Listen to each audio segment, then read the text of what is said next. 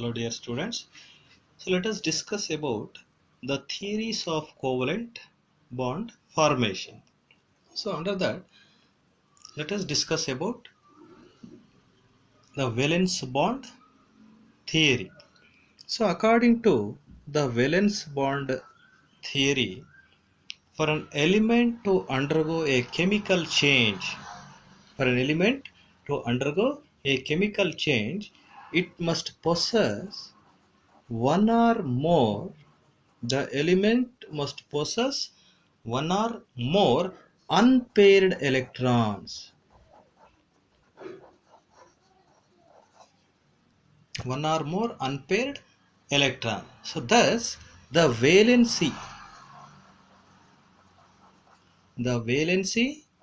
of the element is nothing but number of unpaired electrons.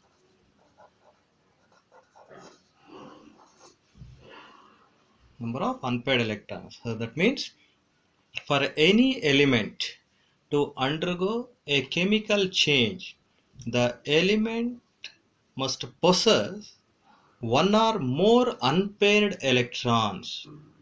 Thus, the valency of the element is the number of unpaired electrons. So the next one, for the formation of a stable bond, a stable covalent bond, the two electrons must possess opposite sign.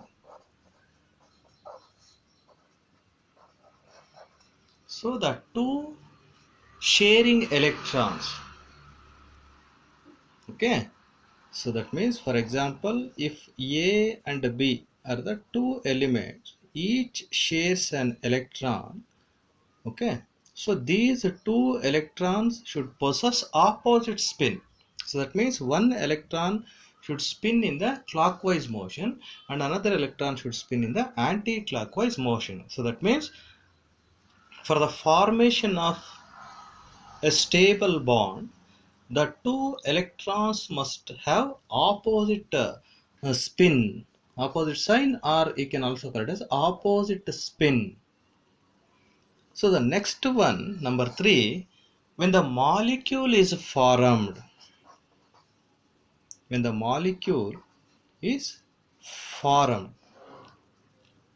by the mutual sharing of one or more electrons, each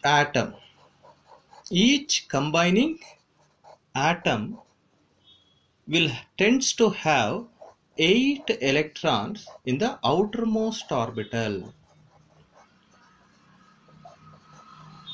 So that means each atom will tends to acquire the octet structure by having 8 electrons in the outermost orbital. So this happens only during the formation. Whenever the molecule is formed, each atom tends to have 8 electrons in the outermost orbital. So any element or atom containing 8 electrons in the outermost orbital is said to be stable. So the next one, number 4, the electron pair. So the electron pair which is involved in the bond formation.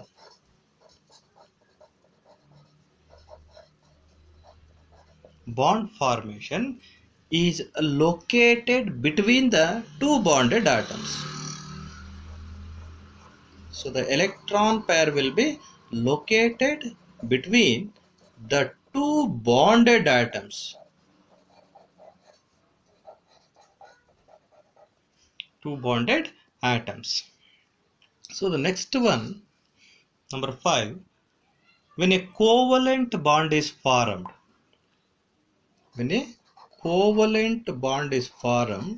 the energy of the molecule decreases. molecule decreases. And when the energy of the molecule decreases, when the molecule has a lesser energy than the combining atoms, then the molecule is said to be stabilized. Lower the energy, greater will be the stability. So therefore, when the covalent bond is formed, that results in the formation of a covalent molecule, then the energy of the molecule decreases and it gets stabilized. The molecule will get stabilized. Next one, number 6, the overlapping along the axis is stronger than the overlapping along the sideways. So when the atomic orbitals of the two combining atoms having the unpaired electrons overlap, okay, if they overlap along the axis, for example,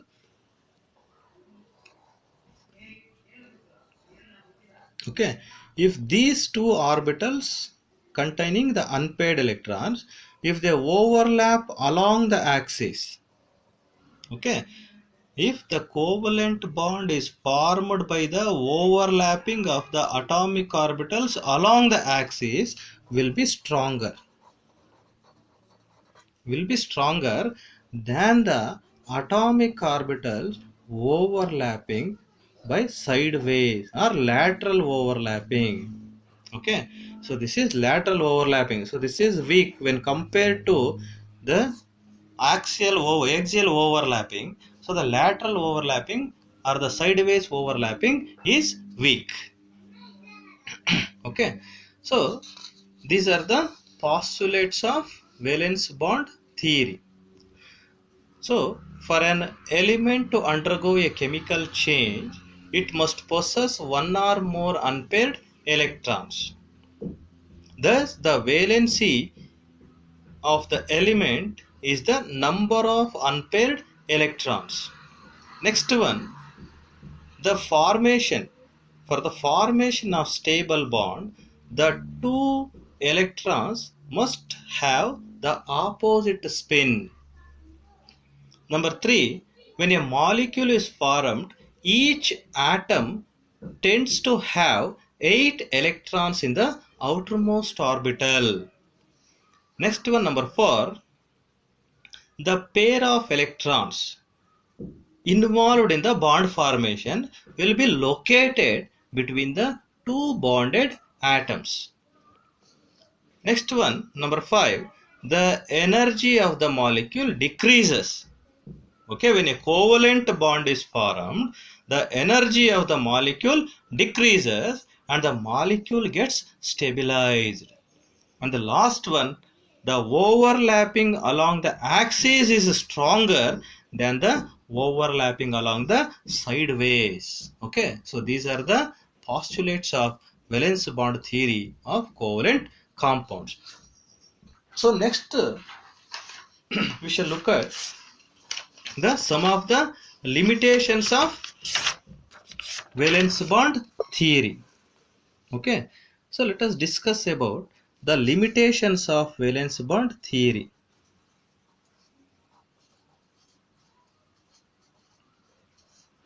Limitations of valence bond theory.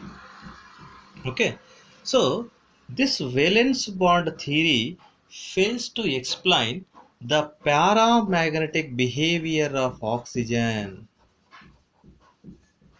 Paramagnetic behavior of oxygen molecule. Okay, so because whenever a molecule contains one or more unpaired electrons, that molecule will be weakly attracted by the external magnetic field. So that is called as paramagnetic. So the oxygen molecule has the unpaired electrons. Oxygen molecule has unpaired electrons. So therefore, the oxygen molecule should be a paramagnetic.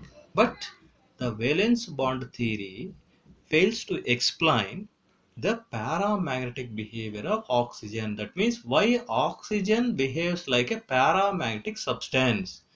So this valence bond theory doesn't explain why oxygen molecule is paramagnetic. Next one, it fails to explain the molecular spectra. So the molecular spectra of the compounds. So next one, this valence bond theory unable to explain the formation. So it fails to explain, or the valence bond theory is unable to explain the formation of the molecules, like for example H2 plus or He2 plus or O plus, etc. So it fails to explain how these molecules are formed. Okay, it unable to explain the formation of these molecules. So the next one, it also fails to explain the valence bond theory fails to explain the formation of bonds in the electron deficient compounds.